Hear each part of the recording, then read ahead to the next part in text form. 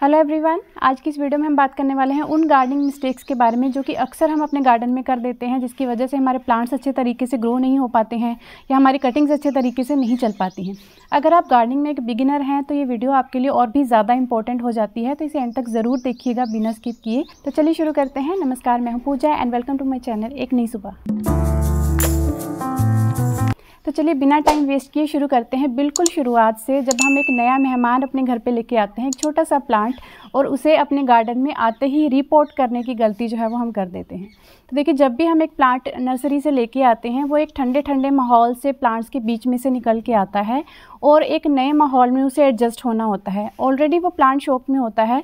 अगर आप उसे फिर से रिपोर्टिंग शॉक दे देंगे तो उसके सर्वाइवल के चांसेस जो हैं वो और ज़्यादा कम हो जाते हैं और वो बहुत टाइम लगाएगा खुद को रिवाइव करने में। तो जब भी एक नया प्लांट नर्सरी से लेके आएँ, उसको एक्लेमेटाइज होने दीजिए, नए माहौल में उसे एडजस्ट होने दीजिए 1-2 दिन के लिए। शेडी एरिया का प्लांट है तो शेड में रख दीजिए, आउटडोर प्लांट है तो आउटडोर रख दीजिए, बट प्लांट्स के बीच में रखिए उसे और आते ही उसे रिपोर्ट करने की गलती ना करें। तो चलिए, अगर आपने ये पहली गलती नहीं की है तो 2-3 दिन के बाद जब आप उसे रिपोर्ट करने जाएंगे तो रिपोर्ट करने के लिए कभी भी प्लांट को उसकी स्टेम से पकड़ के पुल आउट मत कीजिए, स्पेशली तब जब आपका प्लांट की मिट्टी जो है वो गीली है। गीली मिट्टी में से प्लांट की जड़ें जो है वो बहुत जल्दी हिल जाती हैं और आपका प्लांट रिपोर्ट करने के बाद काफ़ी लंबा टाइम लेगा खुद को रिवाइव करने में। या ऐसे भी कंप्लेंट सुनने को मिलती हैं कि नर्सरी से प्लांट लाया तो बड़ा अच्छा था, बट जब हमने रिपोर्ट किया उसे तो वो प्लांट ख़राब हो गया। तो ऐसे ही कुछ छोटी छोटी गलतियां होती हैं जो हम कर बैठते हैं। तो उसे स्टेम से खींच के कभी भी नहीं निकालना है। अगर वो पॉली बैग में लगा हुआ है तो पॉली बैग को कट करके फिर उसे निकालिए, या अगर वो छोटे से पॉट में लगा हुआ है तो पॉट को फिंगर्स के बीच में स्टेम को रखिए, उल्टा पकड़िए पॉट को और किसी दूसरे बड़े पॉट के ऊपर टैप करेंगे हल्का सा, तो वो उसकी रूट बॉल जो है वो पूरी की पूरी आराम से बाहर आ जाती है। बहुत ज़्यादा स्ट्रगल आपको उसके साथ नहीं करना पड़ता। तीसरी मिस्टेक जो हम करते हैं कि सही टाइप का पॉट या सही टाइप का पॉट का मटेरियल जो है जब हम प्लांट के लिए सेलेक्ट नहीं करते हैं, क्योंकि हर प्लांट की ज़रूरतें अलग हैं, अलग माहौल में वो बड़ा होता है, अलग तरह का एनवायरनमेंट उसे चाहिए होता है। तो बहुत ज़रूरी है कि पहले आप उस प्लांट की ज़रूरतों को समझें। अगर वो प्लांट मॉइस्चर लविंग है, इंडोर प्लांट है, तो आप उसके लिए प्लास्टिक पॉट भी यूज़ कर सकते हैं, या जितना उसका साइज़ है मीडियम साइज़ का पॉट जो है वो यूज़ कर सकते हैं। बट अगर आपका प्लांट आउटडोर प्लांट है, बड़े साइज़ का प्लांट है, काफ़ी हाइट तक जाता है, तो उसके लिए बड़ा पॉट आपको यूज़ करना पड़ेगा। अगर आपको किसी पर्टिकुलर प्लांट की ज़रूरतों के बारे में नहीं पता है तो गूगल लेंस एक ऐप आती है, उस ऐप को अपने फ़ोन में इंस्टॉल करके रखिए।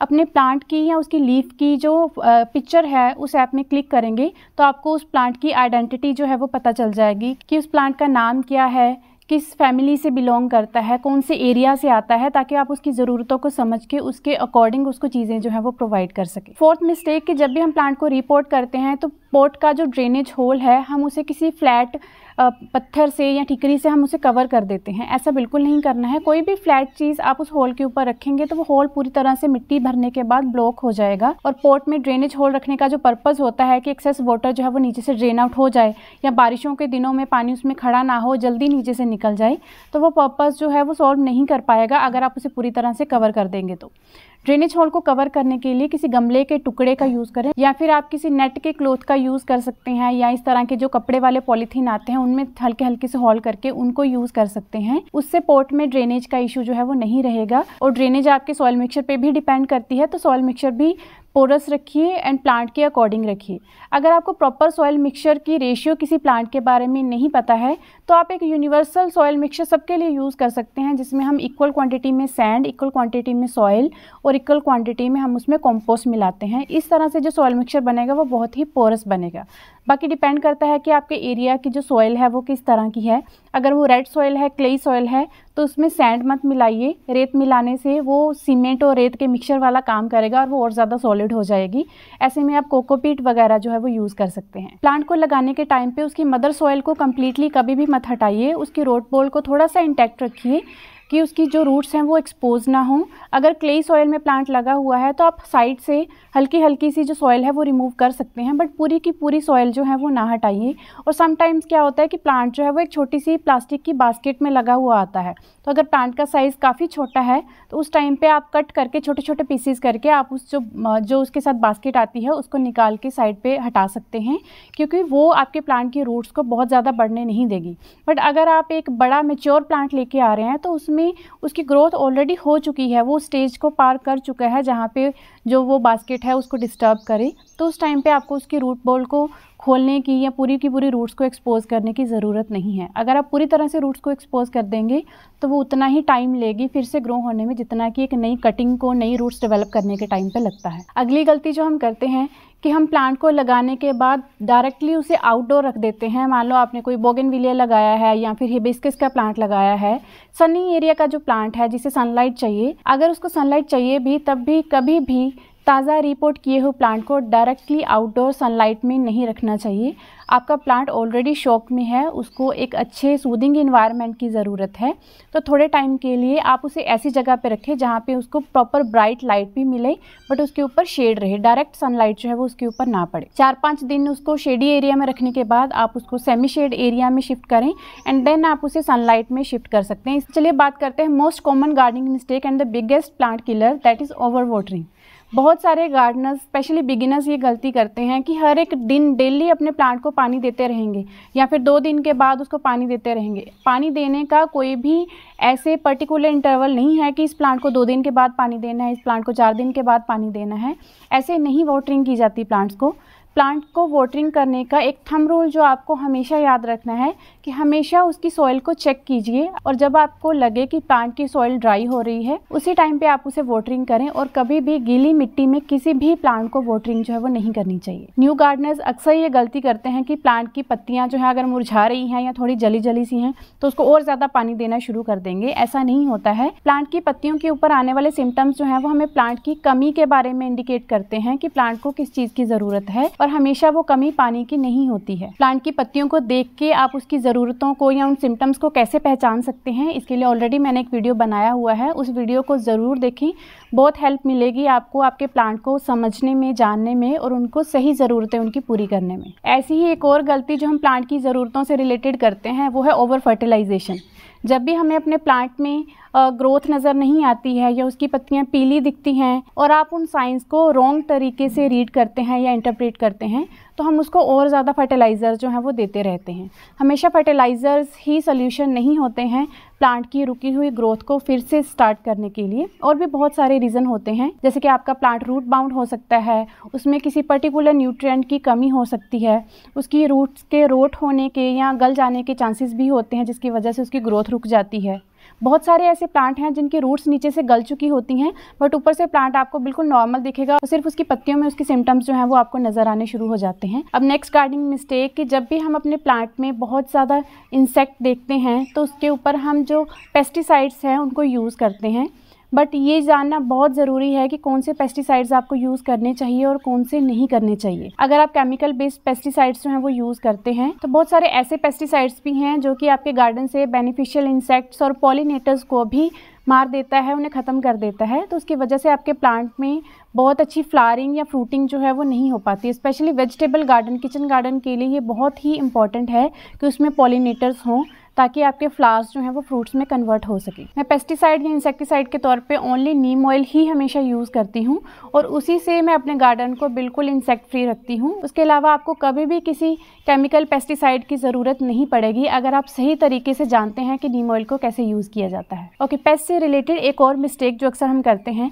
कि पेस्ट अटैक को हम अर्ली स्टेज पे कंट्रोल नहीं करते हैं। बहुत ज़रूरी है कि आप रेगुलर इंटरवल्स पे जो नीम ऑयल का सोल्यूशन है वो अपने गार्डन में स्प्रे करते रहें, या अगर किसी प्लांट के ऊपर पेस्ट अटैक हुआ है तो उसे अर्ली स्टेज पे ही उसे टैकल किया जाए। अर्ली स्टेज पे अगर आप टैकल कर लेंगे तो वो ज़्यादा आपको परेशान नहीं करेगा। अगर बहुत ज़्यादा अटैक हो चुका है तो बेटर रहता है कि आप उसकी प्लांट्स को या स्टेम्स को प्रून करके हटा दें और फिर नीम ऑयल का यूज़ करें। नेक्स्ट गार्डनिंग मिस्टेक्स जो कि बिगिनर्स अक्सर करते हैं, हेजिटेट करते हैं प्लांट्स को प्रून करने के लिए।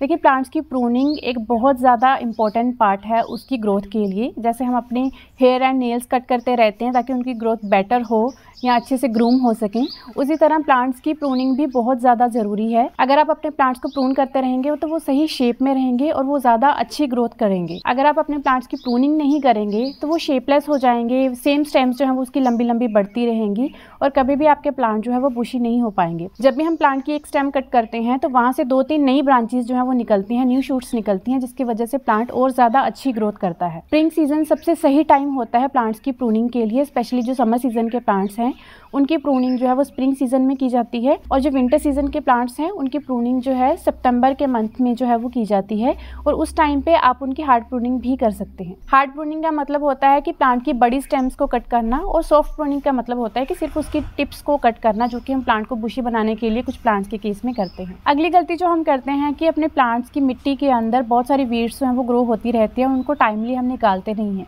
जब भी आपके प्लांट में वीड्स ग्रो होती हैं, घास वगैरह ग्रो होता रहता है, तो वो आपके प्लांट का न्यूट्रिशन कंज्यूम करती हैं, और आप देखेंगे कि इतनी ग्रोथ आपके प्लांट की नहीं हो रही जितनी तेज़ी से आपकी जो वीड्स हैं वो ग्रो करती रहती हैं। तो बहुत ज़रूरी है कि आप अपने प्लांट की मिट्टी की गुड़ाई करते रहें, और उसमें जो वीड्स ग्रो हो रही हैं उनको टाइम टू टाइम निकालते रहें, ताकि वो आपके प्लांट का न्यूट्रिशन कंज्यूम ना करें और आपके प्लांट की ग्रोथ अच्छे तरीके से चलती रहे। अगली मिस्टेक कि हम अपने प्लांट की ज़रूरतों को सही तरीके से समझते नहीं हैं।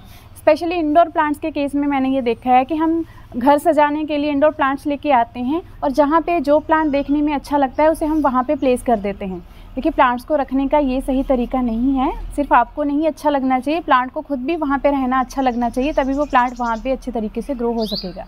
तो जैसे मैंने आपको अभी बताया, गूगल लेंस ऐप यूज़ करें, प्लांट की आइडेंटिटी को पहचानें पहले कि वो कौन सा प्लांट है, उसकी ज़रूरतों को समझें। और जब भी आप नर्सरी से प्लांट लेने जाएँ तो नर्सरी वाले से ये कभी मत पूछिए कि इसको कितना पानी देना है, बल्कि ये पूछिए कि उसको कितनी लाइट की ज़रूरत है।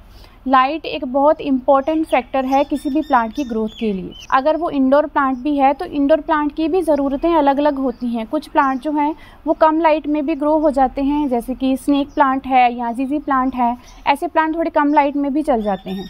बट कुछ इंडोर प्लांट ऐसे हैं जिन्हें इंडोर रखने के लिए बहुत अच्छी लाइट की ज़रूरत होती है, जैसे कि कुछ पाम्स हो गए या फिर क्रोटोन के प्लांट्स हैं जो कि बहुत ज़्यादा ब्राइट लाइट मांगते हैं इंडोर भी ग्रो होने के लिए। तो पहले प्लांट की ज़रूरतें समझें, उस अकॉर्डिंग उसे अपनी जगह पे रखिए। लाइट्स की रिक्वायरमेंट के अकॉर्डिंग कौन कौन से इंडोर प्लांट आप लगा सकते हैं, उसके लिए भी मेरी एक डिटेल वीडियो है जिसका लिंक आपको डिस्क्रिप्शन बॉक्स में मिल जाएगा, तो वहाँ से आप चेक कर सकते हैं कि कौन से प्लांट को कितनी लाइट की ज़रूरत रहती है। अगली मिस्टेक जो हम करते हैं कि कोई प्लांट अगर नर्सरी से लगा हुआ लेके आए हैं तो वो काफ़ी सालों तक वैसे ही लगा हुआ रहता है और हम इसकी सॉइल को चेंज नहीं करते हैं। देखिए, जब एक प्लांट बहुत देर तक सेम सॉइल मिक्सचर में लगा रहता है तो एक तो सॉइल का जो न्यूट्रिशन लेवल है वो कम होने लगता है, और अगर आप उसे वो न्यूट्रिशन प्रोवाइड कर भी रहे हैं, कंपोस्ट या केमिकल फर्टिलाइज़र जो भी आप अपने प्लांट को दे रहे हैं, फिर भी वो प्लांट जो है वो स्पॉट के अंदर कुछ एक टाइम के बाद रूट बाउंड होना शुरू हो जाता है।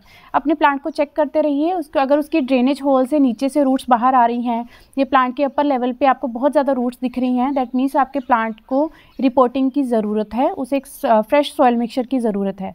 अगर आप उसके लिए बड़ा पॉट नहीं भी यूज़ करना चाहते, मतलब अगर प्लांट ऑलरेडी काफ़ी बड़े पॉट में है और आप उसे उससे बड़ा पॉट नहीं देना चाहते, तो प्लांट को बाहर निकालिए, उसकी रूट्स की प्रूनिंग कीजिए, पुरानी सॉइल मिक्सचर को थोड़ा बहुत हटाइए, नए सॉइल मिक्सचर में फिर से उस प्लांट को लगाइए ताकि वो और अच्छे से ग्रो करता रहे। जब भी एक प्लांट रूट बाउंड हो जाता है ना, तो उस टाइम पे वो अपनी सारी जो न्यूट्रिशन है उसको कंज्यूम करने की कैपेसिटी खो देता है। आप उसे कितने भी फर्टिलाइजर्स दीजिए, केमिकल फर्टिलाइजर्स दीजिए, वो उसके ऊपर असर नहीं करने वाले, क्योंकि प्लांट कैपेबल ही नहीं है न्यूट्रिशन को कंज्यूम करने का या उसे अब्जॉर्ब करने की। And now last but not the least, जो कि एक बिगेस्ट गार्डनिंग मिस्टेक हम अक्सर सब करते हैं अपने गार्डन में, कि जो भी हम यूट्यूब पे रैंडम गार्डनिंग हैक्स देखते हैं या किसी ने कुछ भी बता दिया, नॉन साइंटिफिक इन्फॉर्मेशन के ऊपर भी हम बिना कुछ वेरीफाई किए या आंख मूंद के हम उसके ऊपर भरोसा करते हैं, और वो फर्टिलाइजर्स बना के या कुछ भी चीज़ें करके हम अपने प्लांट्स को देना शुरू कर देते हैं। वो चीज़ें बहुत ज़्यादा हार्मफुल हो सकती हैं आपके प्लांट्स के लिए। कुछ भी अगर आप नया ट्राई करते हैं तो बहुत ज़रूरी है कि आप उसके पीछे की सही इन्फॉर्मेशन को जानिए, समझिए और फिर उस चीज़ को फॉलो कीजिए। तो आज के लिए बस इतना ही। आई होप अब ये वाली गार्डनिंग मिस्टेक तो एटलीस्ट आप अपने गार्डन में नहीं करेंगे। स्टिल अगर आपकी कोई क्वेरी है तो आप कमेंट सेक्शन में मुझे पूछ सकते हैं, या फिर इंस्टाग्राम पे डीएम करके मुझे वहाँ पे क्वेरीज अपनी पूछ सकते हैं। तो आई होप आपको आज की इन्फॉर्मेशन अच्छी लगी होगी। प्लीज़ इस वीडियो को लाइक एंड शेयर करें, मेरे चैनल को सब्सक्राइब करें एंड बेल आइकन प्रेस करें for the latest video notification. धन्यवाद।